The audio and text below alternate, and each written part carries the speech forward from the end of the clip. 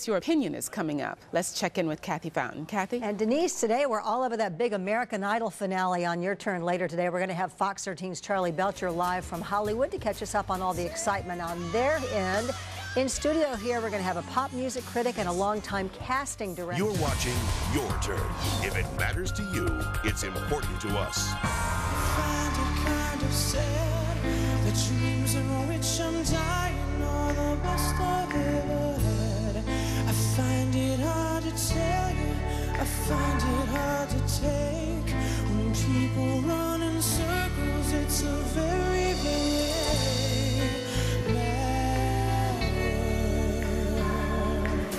Picket lines and picket signs, don't punish me with brutality.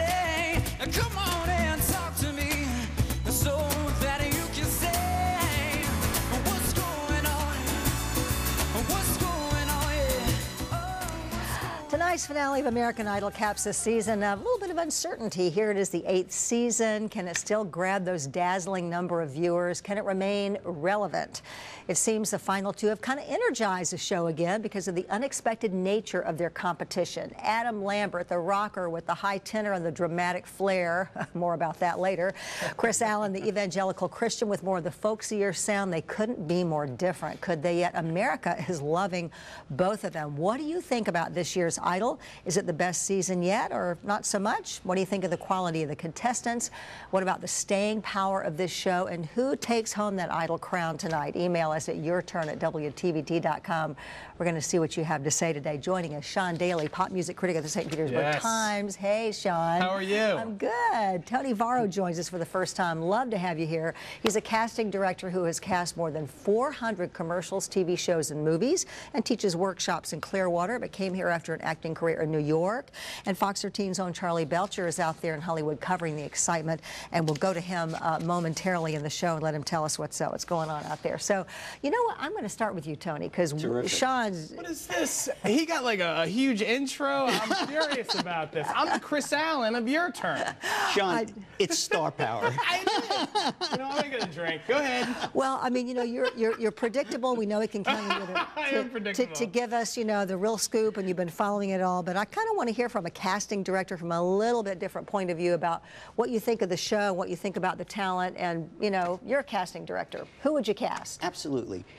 You see, I look at the show from a different perspective. Since being a casting director, teaching on-camera acting, I am looking for a performer who can show real emotions. Whether you're singing, whether you're dancing, whether you're acting, if you have that talent, that ability to touch emotions in yourself, we in the audience see that emotion and it touches us.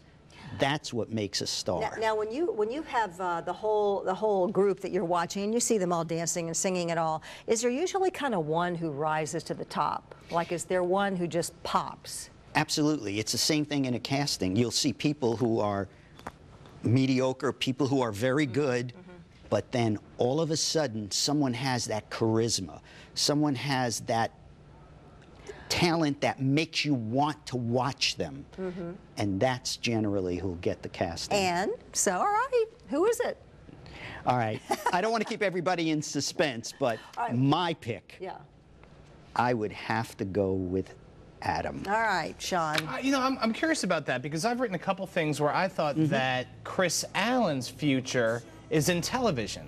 Is maybe some 90210 spinoff because he's very cute. Obviously, he's getting a ton of votes from tweens and teens who love him and think he's a cutie, whereas I see Adam has tons of charisma, and you kind of look at him and he's a rock star. But I would think Chris would be the better bet on TV. Like if you're talking about booking for movies and TV, I would go for Chris.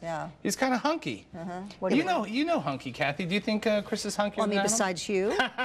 Okay, you're Sean, hunky. right. You're hunky. Go ahead.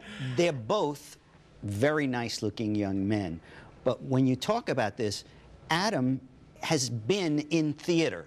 So he has that presence, that stage presence.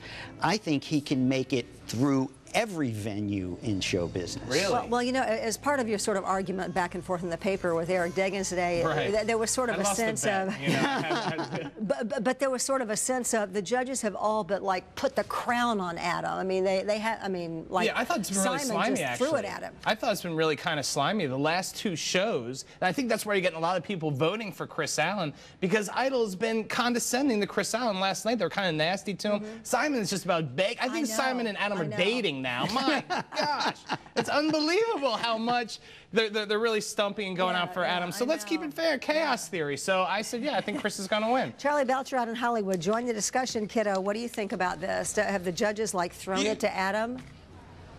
You want to talk about good-looking guys? I got the guy that started it all, the best-looking guy ever on American Idol.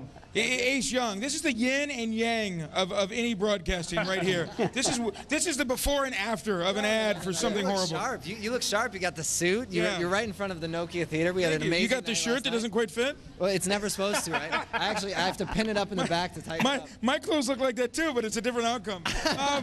They're all talking about, do we think that everybody's just thrown it to Adam, that Simon wants Adam to win, everybody wants Adam to win? You know, if people keep throwing it that way, I think Chris will, because all the fans for Chris aren't going to relax. Yeah, that's just it. It motivates them to vote, doesn't it? Well, it happened last year. I mean, everybody said right then Archuleta's taking it, and Cook won. You know, even though people like were saying, you know, I really feel like Cook felt like he should have had it overall. Everybody that night was saying, Archuleta, I think he just won the American Idol.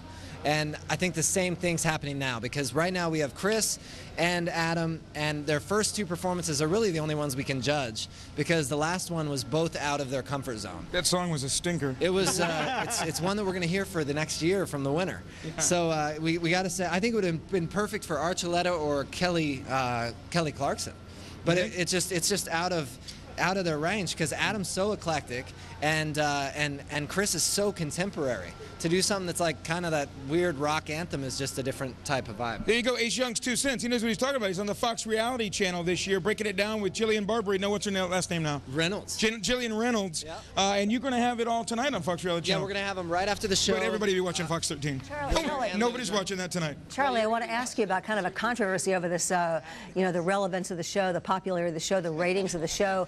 You know, they're showing that the ratings are down for the show, but the number of votes is up by a double-digit number, and the Fox executives are saying, hey, we think these new Nielsen people meters that came out are giving an inaccurate picture of the ratings being down. They dispute that. Are you hearing anything about that out there? Absolutely. In fact, Whitney, can I trade Ace for Whitney? Ace, thank you. Thank you very much, sir. I appreciate it. Let me bring Whitney in here from Entertainment Weekly, because Entertainment Weekly is all over that story about how Nielsen's are saying it's down. Nielsen's are saying it's down, but Fox is saying, wait a second, we're doubled our votes this year. Yeah, there's some controversy between the numbers that Nielsen are reporting, which is something like 11% down, and Fox is saying, how is that possible? Because we've had more viewer response than ever before. So they're saying that there's a discrepancy in the way that the numbers are being reported. People have these boxes in their houses called people meters, and they have to push a button to register their votes. And Fox is saying people aren't pushing those buttons, and even Nielsen is saying they might be something like 8% off. So I think we're at a real turning point for that system, is how we monitor, you know, who's watching what. Is that the biggest buzz today? It's a pretty big buzz. Yeah, we're buzzing between that and then just who's going to win, you know? It seems like these guys are really deadlocked, and even our viewers, our readers are confused. Speaking of confusing, what are you doing with your... It's a tribute to Adam Lambert / Wolverine.